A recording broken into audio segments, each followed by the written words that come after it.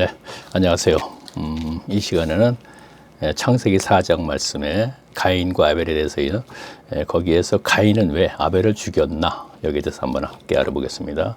제가 창세기 4장 3절 말씀 지금 바닥에 적어놨으니까 제가 읽으면서 설명을 드리겠습니다. 세월이 지난 후에 가인은 땅의 소산으로 제물을 삼아 여호와께 드렸고 4절 아벨은 자기도 양의 첫 새끼와 그 기름으로 드렸더니 여호와께서 아벨과 그 제물을 연납하셨으나 5절 가인과 그 제물을 연납하지 않으신지라 가인이 심히 분하여 안색이 변했다 그랬습니다.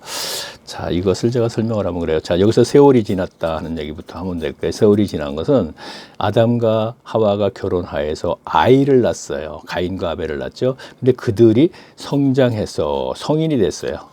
그래서 독립을 했다 이런 얘기예요. 독립을 해서 각자가 지금 제사를 지내고 있지 않습니까? 그리고 아벨은 자기의 양의 첫 새끼라 그랬어요. 자, 첫 새끼 보통 묵기 저기에 매이는데 첫 새끼로 드렸기 때문에 그러다 자꾸 그러는데 아니에요.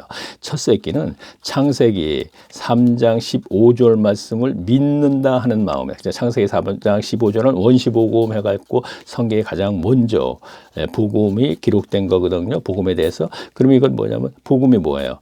예수님이 그리스도가 십자가에 돌아가신 거죠. 이게 어린 양 연계되죠. 그래서 이것을 믿었다 하는 것을 강조하기 위해서 첫 새끼라 그랬던 것이지 꼭 첫 새끼 양 때문에 양의 첫 새끼를 드렸기 때문에 그런 건 아니에요.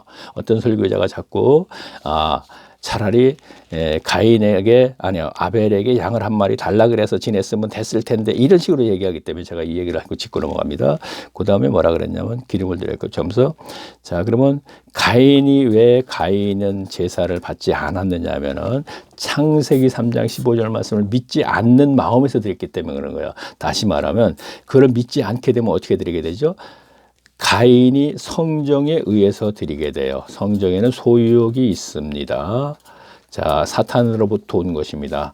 자, 성정에 소유욕이 있기 때문에 하나님 저 이 곡물 받고 내년에는 풍년 들게 해주세요. 그랬는데 그 재물을 받지 않으니까 분했던 거예요.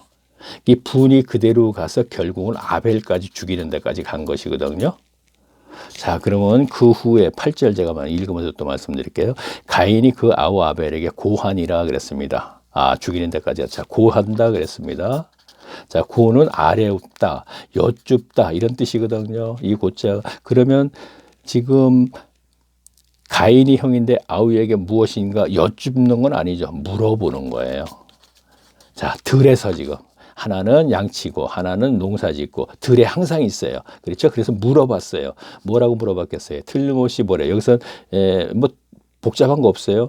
야 아우야, 내 제사는 받으셨는데 왜 내 제사는 받지 않았냐? 이렇게 물어봤을 겁니다. 그랬더니 아우가 뭐라 그랬겠어요?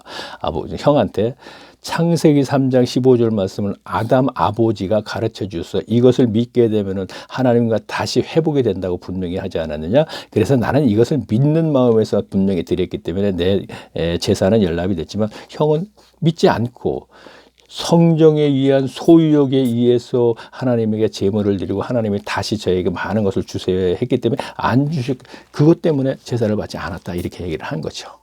자, 여기에서 우리는 그렇게 해석을 할 수밖에 없는 겁니다. 이거는 고하니라 그러면서 뭐래요? 그 후에 그들이 들에 있을 때 가인이 자 고했다 무언가 토론했다는 얘기예요. 신앙적으로 그렇죠. 자 그러면 이것 가지고는 우리가 부족하니까 그러면 참조해갖고 마태복음 10장 35절을 제가 읽으면서 제가 말씀드릴게요. 자, 예수님 시대에 예수님이 하신 말씀입니다. 내가 세상에 화평을 주러 온 줄로 생각지 말라. 화평이 아니라 검을 주러 왔다 그랬습니다. 자, 예수님이 세상에 오셔서 십자가로 뭐예요? 복음을 이루시죠. 자, 복음 때문에 결국은 사람과 사람 사이에 화평이 되는 것이 아니고 검이 되는 것, 원수가 된다는 얘기를 하는 거예요, 지금요. 예수님께서.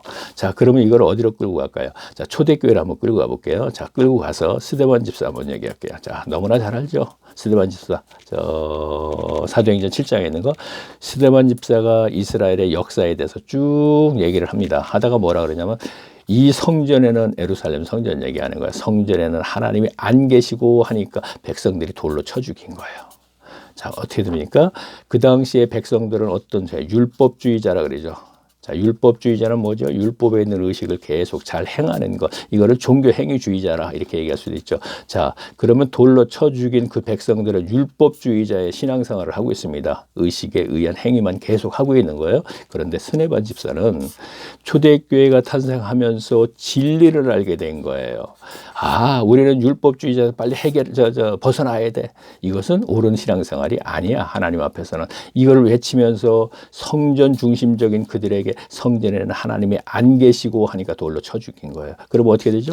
스데반 집사는 복음을 통해서 진리를 알게 됐고 고수하게 된 것이죠. 그러면 기존에 있는 그들 백성들은 어떻게 돼요? 서기관들이 가르친 대로 율법주의자 행위를 계속해서 성전 중심적인 예배 생활을 하다 보니까 어떻게 돼요?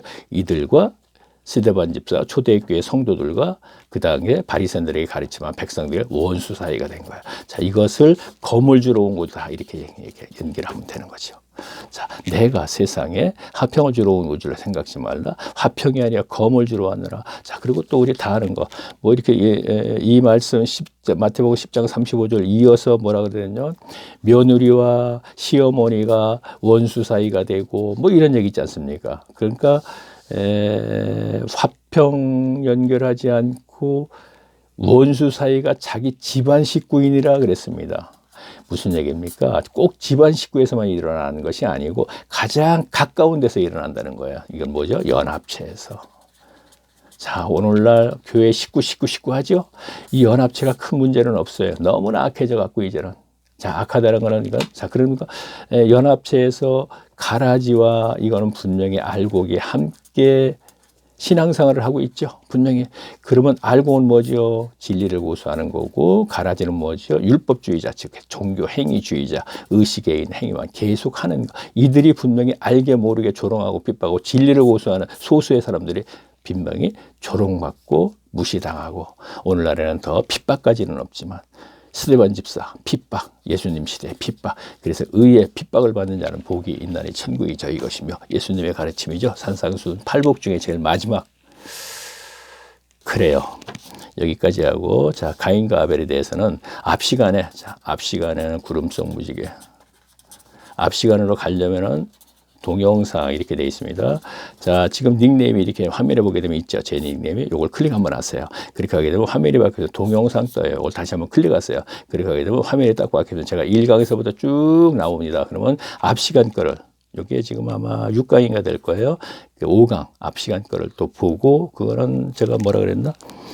하나님은 그렇죠. 가인의 재산을 왜 받지 않았나? 이렇게 받고, 이거는 이제 가인을 왜 아벨을 죽였나? 다음 시간에 그것도 마찬가지로 뭐냐면, 살인자 가인을 하나님께서는 왜 보호해 주셨나? 이것도 우리가 분명히 알아야 돼요. 이것을 갖다 또 설교 시간에도 뭐라 그래요? 하나님은 사랑이시니까 가인을 죽이지 않고 회개할 시간을 주었다. 절대 그거하고 관계없어요. 성경으로 풀어야 됩니다. 근데 자기 말을 한 거예요. 뭐냐?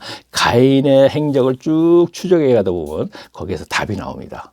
그럼 다음 시간에는 가인을 왜 죽이지 말라 했나? 여기에 대해서 이제 우리가 함께 또 알아보겠습니다. 저는 분명히 계속 제 말이 없고 꼭 답을 찾을 때 꼭 성경에서 찾습니다. 성경을 풀라 그랬으니까 분명히. 자, 그럼 다음 시간에 또 뵙겠습니다. 안녕히 계십시오.